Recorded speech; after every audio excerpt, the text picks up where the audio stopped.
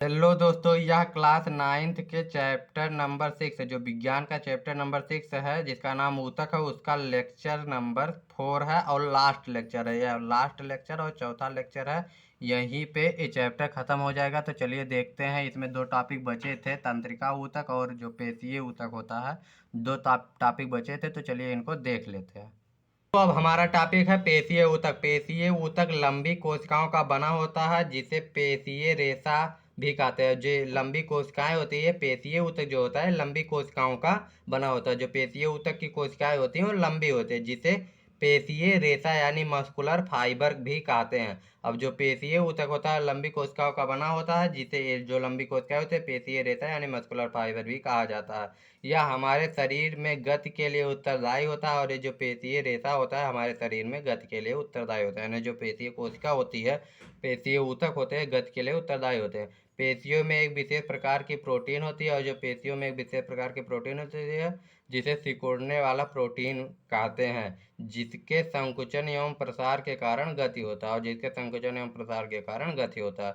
कुछ पेशियों की हम इच्छा अनुसार गति करा सकते हैं। अब जो कुछ पेशियां होती हैं उनको हम इच्छा अनुसार गति करा सकते हैं। जैसे हाथ और पैर में विद्यमान कोशिकाओं को हम अपनी इच्छा अनुसार आवश्यकता पड़ने पर गति करा सकते हैं। अब जो हाथ और पैर में विद्यमान पेशियां होती हैं उनको हम अपनी इच्छा अनुसार चला सकते हैं, लेकिन जो हृदय की पेशियां हैं उनको हम अपनी इच्छा अनुसार नहीं चला सकते हैं।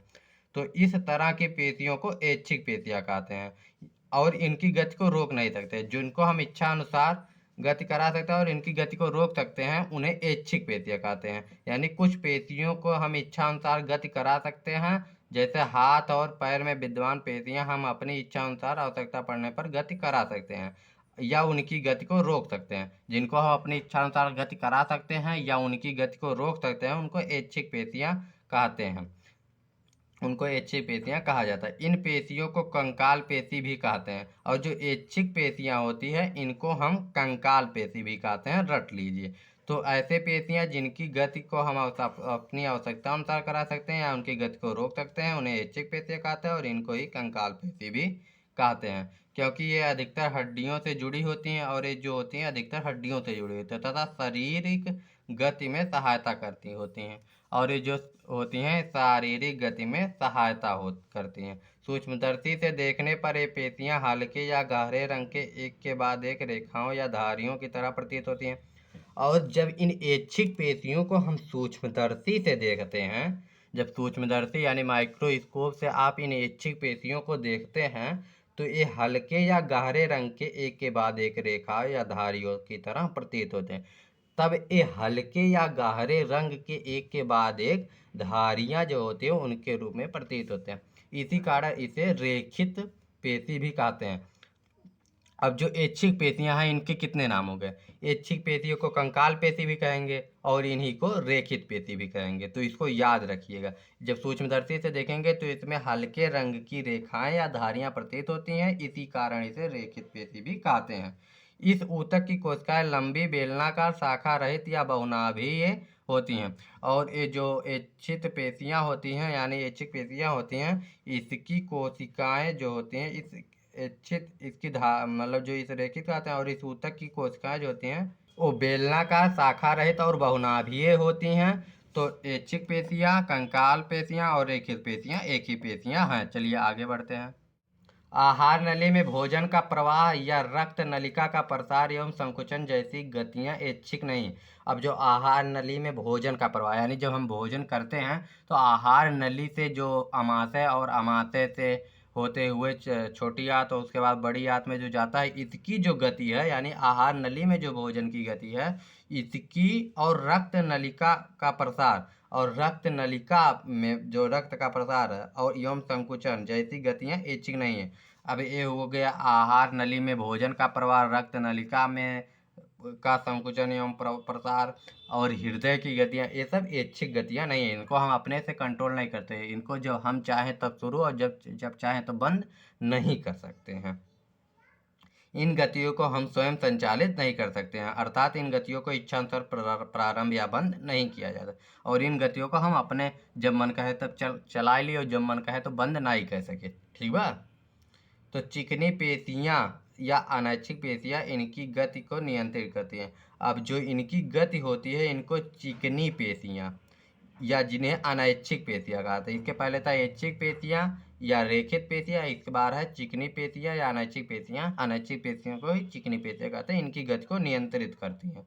ये आँख की पलक, मूत्रवाहिनी और फेफड़ों की श्वसनी में भी पाई जाती हैं। और जो अनैच्छिक पेशियाँ होती हैं वो आँख की पलक, अब अपने पलक को जब चाहे जितनी देर तक उतनी देर तक खुला नहीं रख सकते हैं। मूत्रवाहिनी, फेफड़ों की श्वसनी, अब जो फेफड़े की गति है उसको भी, यानी जो फेफड़े में एल्वुलाई होता है उसमें भी यही पाई जाती हैं। कोशिकाएं लंबी और इनका आखिरी सिरा नुकीला तुर्करूपी होता है। और जो कोशिकाएं होती हैं वो लंबी तथा इसका आखिरी सिरा जो होता है वो नुकीला होता है। ये जो कोशिकाएं होती हैं, अनैच्छिक पेशियाँ की कोशिकाएं जो होती हैं, इनका जो आखिरी सिरा होता है लंबा यानी नुकीला होता है। और ये जो कोशिकाएं होती हैं लंबी होती हैं और ये एक केंद्रकीय होती हैं। इनको आरेखित पेशी भी कहा जाता है। और ये एक केंद्रकीय होती है, इनको आरेखित पेशी भी कहा जाता है। तो इनका कितना नाम होगा? चिकनी पेशियाँ, अनैच्छिक पेशियाँ, आरेखित पेशियाँ। अब ये एक केंद्रकीय भी होते हैं, इनमें एक ही केंद्र पाया जाता है, इसको भी याद रखिए। इनका नाम आरेखित क्यों है? क्योंकि इनमें जो है और रेखित पेशी जो होता है, इनको जो सूक्ष्मदर्शी से देखा जाएगा तो हल्के या गाढ़े रंग की जो रेखाएं हैं, धारियां हैं, वो नहीं दिखाई देंगी, इसीलिए इसे आरेखित पेशी कहते हैं। अब देख लीजिए, जो आरेखित पेशियाँ होती हैं यानी जो अनैच्छिक पेशियाँ हैं वो कहाँ कहाँ पाई जाएंगी? तो भोजन का प्रवाह जो आहार नली में होगा वहाँ, रक्त नलिका के प्रसार संकुचन में, हृदय की गति में, यहाँ सब पाई जाएंगी। इसको चिकनी या अनैच्छिक पेशियाँ कहता है। आँख की पलक, मूत्रवाहिनी तथा फेफड़े के थूथने में भी यही पाई जाएंगी। और इनका आकार जो होता है वो लंबी तथा आखिरी सिरा नुकीला होता है। और इनका नाम आरेखित पेशी इसलिए है क्योंकि इनको सूक्ष्मदर्शी से देखने पर इनमें हल्की रेखाएं नहीं पाई जाएंगी। अब हृदय की पेशियां जीवन भर लयबद्ध होकर प्रसार एवं संकुचन करती हैं। अब जो हृदय की पेशियां होती हैं वो जीवन भर लयबद्ध होकर प्रसार एवं संकुचन करती रहती हैं। इन अनैच्छिक पेशियों को कार्डिक यानी हृदय पेशी भी कहते हैं। अब जो हृदय की पेशियां होते हैं जीवन भर लयबद्ध होकर प्रसार एवं संकुचन, यानी प्रसार एवं संकुचन, जो हृदय होता है जब पंप करता है, जब खून को पंप करता है तो सिकुड़ जाता है, उसके बाद जब उसमें अब ब्लड आता है तो वो फूल जाता है, तो प्रसार एवं संकुचन करती रहती हैं। इन्हें हृदय पेशियाँ या कार्डिक कहते हैं।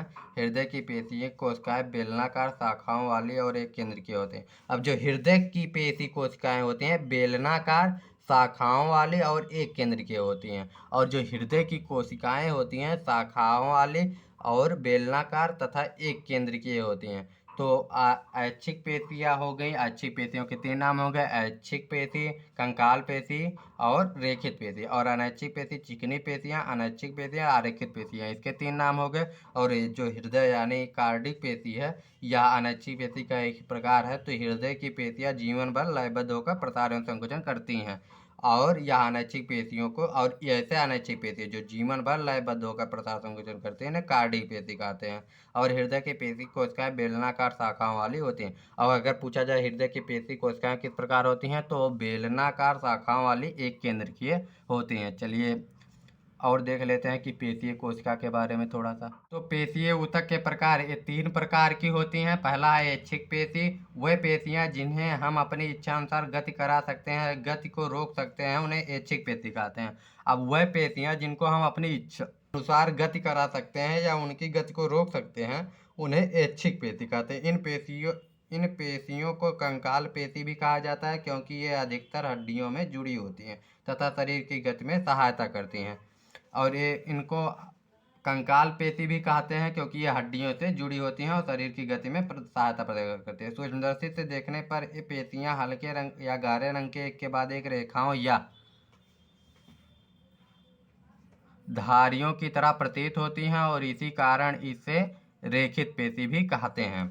अनैच्छिक पेशियां, अब वह पेशियां जिनकी गति को हम अपनी इच्छा अनुसार संचालित या बंद नहीं कर सकते हैं वह अनैच्छिक पेशियां कहलाती हैं। अनैच्छिक या चिकनी पेशियां कहलाती हैं। कोशिकाएं लंबी और इनका आखिरी सिरा नुकीला होता है। ये एक केंद्रीय होती हैं तथा इनको आरेखित पेशी भी कहते हैं। जो कोशिकाएं होती हैं लंबी तथा सिरा नुकीला होता है और एक केंद्रकीय होती हैं तथा इनको आरेखित पेशी भी कहा जाता है।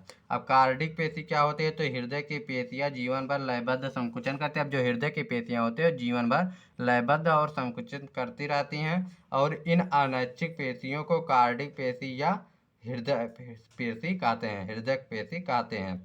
तो हृदय की पेशी कोशिकाएं बेलनाकार कोशिका शाखाओं वाली और एक केंद्र के होते हैं। अब जो हृदय की पेशी कोशिकाएं होती हैं वो बेलनाकार होती हैं और एक केंद्रीय होती हैं। अब क्रियाकलाप 6.5 जो है विभिन्न प्रकार के पेशीय ऊतकों की संरचना की तुलना करें, उसके आकार, केंद्रक की संख्या तथा कोशिका के केंद्रक में स्थित को नोट करें। अब जो विभिन्न प्रकार के पेशीय ऊतक है उसकी संरचना की तुलना करें, आकार, केंद्रक तथा ये आप लोगों का काम है कि क्या क्या है, केंद्रक की संख्या, केंद्रक की स्थिति। जब सूक्ष्मदर्शी से देखेंगे तो उसको पता चलेगा।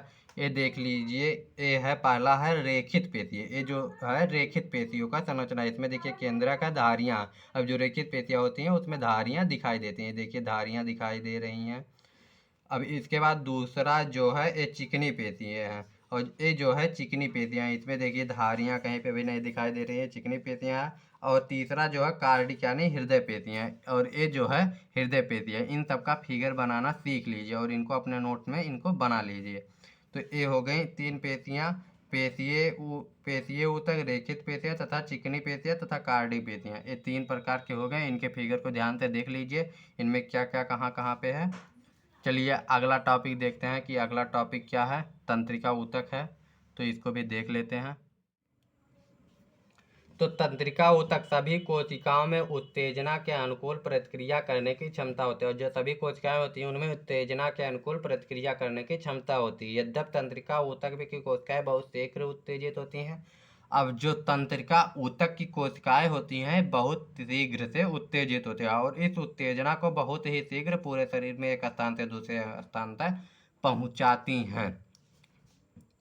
तो तंत्रिका ऊतक सभी कोशिकाओं में उत्तेजना के अनुकूल प्रतिक्रिया करने की क्षमता होती है। अब जो सभी कोशिकाएं होती हैं यानी चाहे जो कोशिकाएं हैं उनमें उत्तेजना के अनुकूल प्रतिक्रिया यानी जो उत्तेजना हो उसके विपरीत जो क्रिया करनी है उसके करने की क्षमता होती है। यद्यपि तंत्रिका ऊतक की कोशिकाएं बहुत शीघ्र उत्तेजित होते हैं और जो तंत्रिका ऊतक की कोशिकाएं हैं वो बहुत ही शीघ्र से उत्तेजित होती हैं और इस उत्तेजना को बहुत ही शीघ्र पूरे शरीर में यानी पूरी बॉडी जो होती है, पूरी बॉडी जो होती है उसमें एक स्थान से दूसरे स्थान तक पहुंचाती है। अब ये उत्तेजना क्या है, कुछ समझ में नहीं आ रहा होगा ना। ये उत्तेजना क्या है, जैसे आप सब अगर कोई गर्म वस्तु छूते हैं तुरंत हाथ हटा लेते हैं, तो गर्म वस्तु छुए और हाथ हटाएं, इतने जो थोड़ा सा समय मिलता है उतने में जो उत्तेजन जो यहाँ के हाथ की कोशिकाएं हैं वो उत्तेजित होकर उसका संदेश मस्तिष्क तक ले जाते हैं और मस्तिष्क उसके विपरीत में जो कार्य यानी जो प्रतिक्रिया करना होता है उसका संदेश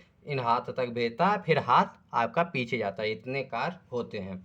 तो इस उत्तेजना को बहुत शीघ्र ही पूरे शरीर के एक स्थान से दूसरे स्थान पर भेज दिया जाता है। मस्तिष्क में रज तथा तंत्रिकाएं सभी तंत्रिका ऊतक की बने होते हैं। अब तंत्रिका ऊतक का बना क्या होता है, मस्तिष्क बना होता है, मेरुरज यानी जो रीढ़ की हड्डी होती है उसको, तथा तंत्रिकाएं और जो तंत्रिकाएं होते हैं न्यूरॉन्स होते हैं वो सभी तंत्रिका ऊतक के बने होते हैं। तंत्रिका ऊतक की कोशिकाओं को तंत्रिका कोशिका या न्यूरॉन कहते हैं। अब जो तंत्रिका ऊतक की कोशिकाएं होती हैं उनको न्यूरॉन या तंत्रिका कोशिका कहते हैं। तो जो तंत्रिका ऊतक की कोशिकाएं होते हैं उनको तंत्रिका कोशिका या न्यूरॉन कहते हैं। न्यूरॉन में कोशिकाएं केंद्रक तथा कोशिका द्रव्य होती हैं। और जो न्यूरॉन की कोशिकाएं हैं, न्यूरॉन में कोशिकाएं केंद्रक तथा कोशिका द्रव्य साइटोप्लाज्म होते हैं। जो न्यूरॉन होते हैं उसमें कोशिकाएं केंद्रक तथा कोशिका द्रव्य होते हैं। इसमें लंबे पतले बालों जैसी शाखाएं निकली होती है और जो न्यूरॉन होते हैं जब इसका फिगर आप लोग देखेंगे तो इसमें लंबे पतले धागे जैसी ऐसे ऐसे संरचना निकली होती है। प्रायः प्रत्येक न्यूरॉन में इस तरह का एक लंबा प्रवर्ध होता है और जो प्रत्येक न्यूरॉन होते हैं उसमें एक इस प्रकार जो चित्र दिखाया गया, अभी चित्र देखेंगे तो पता चलेगा, एक लंबा प्रवर्ध होता है जिसे एक्सान कहते हैं, जिसको एक्सान कहते हैं। और जो लंबा प्रवर्ध होता है उसको एक्सान कहता है तथा बहुत सारी छोटी शाखाएं वाले प्रवर्ध डेंड्राइट्स होते हैं। और जो तथा बहुत सारे छोटी शाखाएं वाले प्रवर्ध होते हैं, उसे डेंड्राइट्स होते हैं। यही तंत्रिका कोशिका 1 मीटर तक लंबी हो सकती है, और जो तंत्रिका कोशिका होती है वह 1 मीटर तक लंबी हो सकती है। बहुत सारी तंत्रिका रेशे संयोजी ऊतक के द्वारा एक साथ मिलकर एक तंत्रिका का निर्माण करते हैं। अब जो बहुत सारे तंत्रिका रेशे होते हैं, तंत्रिका रेशे संयोजी ऊतक द्वारा मिलकर एक तंत्रिका का निर्माण करते हैं।